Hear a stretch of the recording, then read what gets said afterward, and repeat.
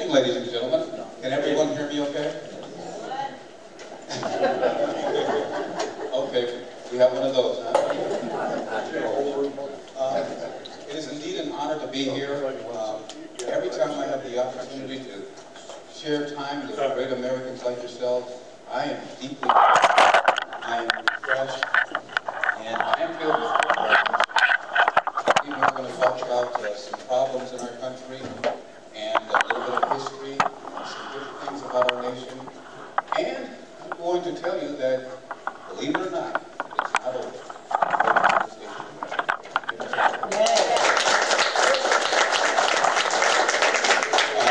I heard great things about you guys before coming here, the Apple Valley Tea Party. I want to thank Jody and Mike for picking us up and bringing us over here today and inviting us here. And thank you. Thank you. And that prayer, wasn't that a wonderful prayer? Absolutely. Yes. Wonderful. And, you know, every time I go to groups, I listen to the prayer, and in my humble opinion, the prayer reflects the spirit of the people of that group. My, you all have a mighty and wonderful spirit.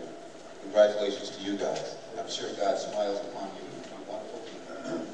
Well, you know, during the vigorous debates, I'm going to just read through a little bit of history, and we're going to talk. I'm going to talk to you about what I really think about things that have gone on in our country, things that are going on, and things that will go on in this country that will bring a smile to your face. Well, during the vigorous debates on the adoption of the United States Constitution, some of the opponents, including prominent founding fathers, argued that it failed to include prominent principles of human liberty. Well, while the Constitution spelled out the new government's delegated powers, it did not define the citizen's right or ensure that the federal government would not infringe on the most basic of inalienable rights. At a later point in time, as the British had done before and during the Revolution, in their formal ratification of the Constitution, several state conventions either asked for or understood such amendments would be offered. We all know that the Bill of Rights are the first 10 amendments of the Constitution. They were, of course, introduced by James Madison to the first U.S. Congress in 1791 as a series of constitutional amendments came to be in effect on December 15th of 1791. After being ratified by 3/4 of the states, in drafting the Bill of Rights, the framers further defined the role of the federal government by defining certain actions it would not do without the Bill of Rights, and despite today's lack of enforcement of the Bill of Rights, basic human rights such as the freedom of religion and of speech, the freedom to assemble and to petition, the right of a free press, and the right to keep and bear arms could have potentially been denied or totally repressed long before today. The Bill of Rights prohibits unreasonable search and seizure, cruel and unusual punishment, and compelled self-incrimination.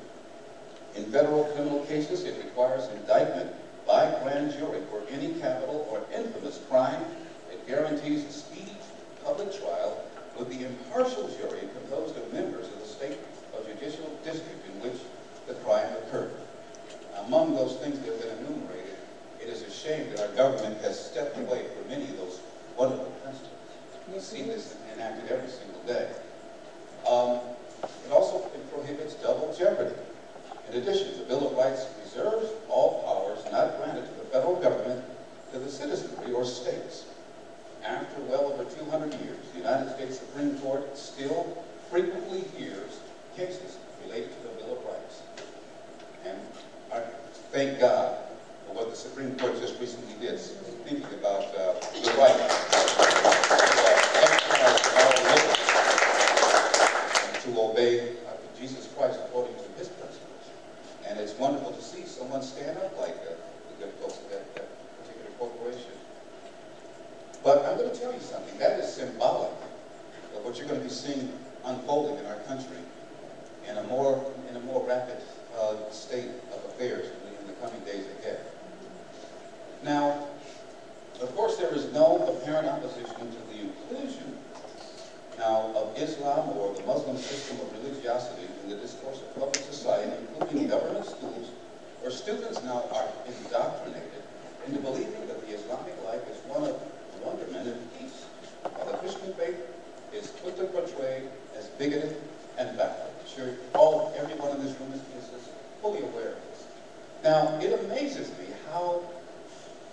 in Sam Hill, and there really is a Sam Hill, we allowed this great United States of America to become so twisted that we allow the government, first of all, to become so permeated with mental poison and cruelty that they would take the very principles that we were founded upon, and for the reasons for our nation being so vastly blessed, and throw them into the rubbish, basically, and be willing to force Islam on our children. To me, folks, that is the biggest insult to common sense in the history of our nation. Why? Because without the one who shed his grace upon our country, it's all over anyway. I could stand here and tell you 1,000 solutions to almost every problem that our country faces. But I want to give you a bottom line first before we get into other solutions. If you're not willing to do as the founding fathers did and reconnect with the one who blessed this nation, the one who George Washington prayed to in the Delaware area during the Revolutionary War, and God acted in his behalf against the world superpower at that time, we're not willing to reestablish such a relationship.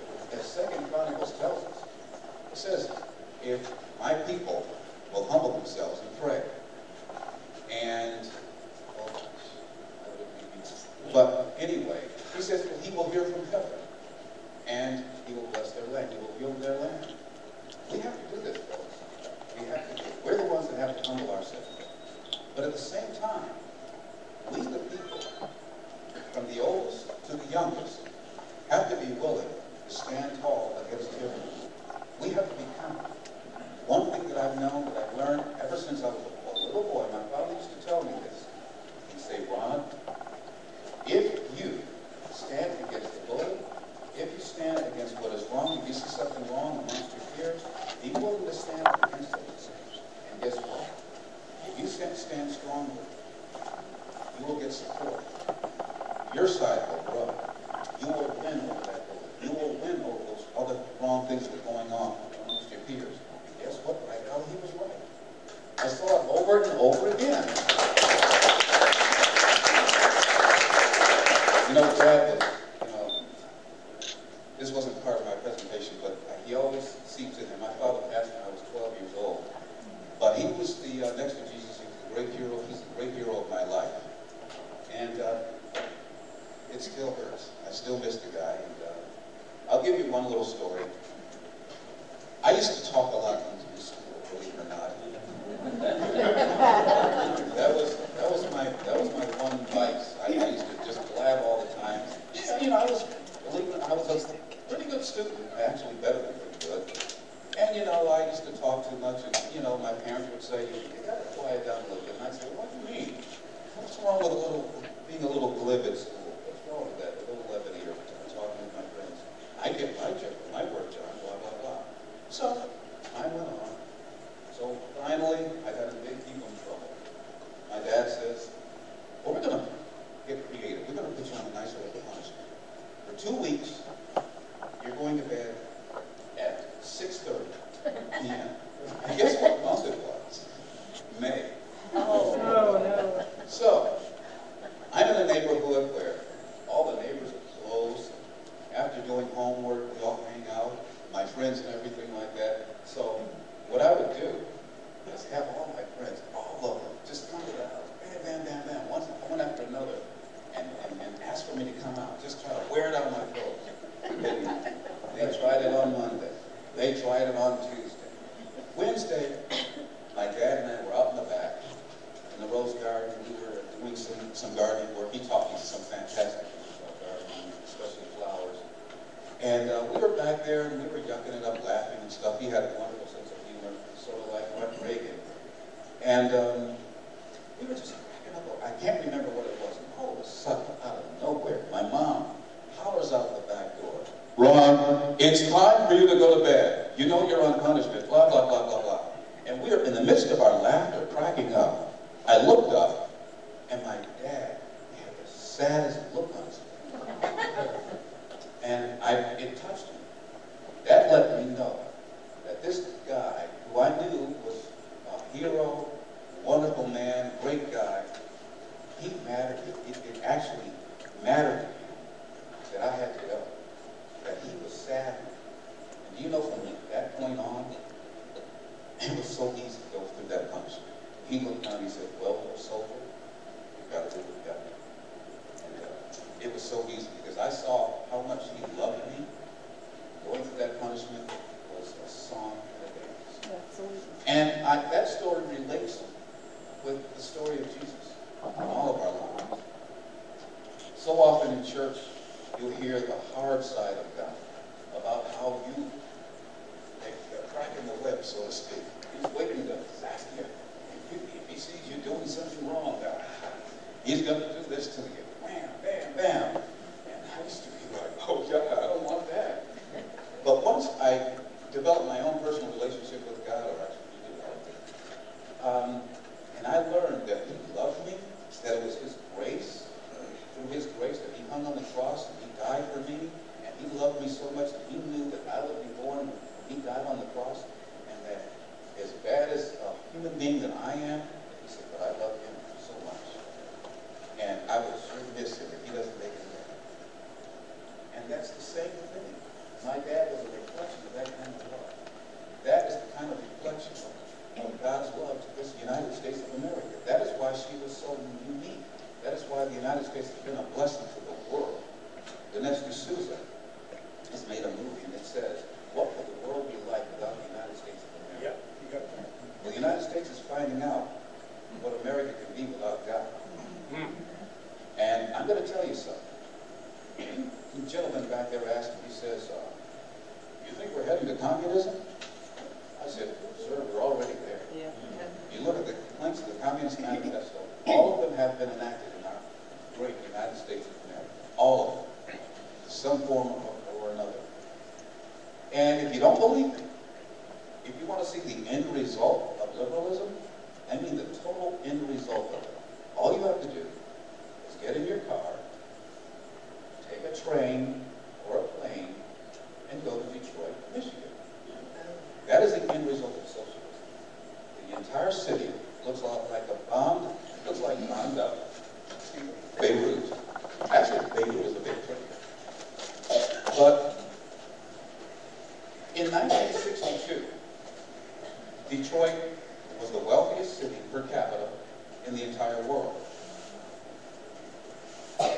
And it had a Republican administration.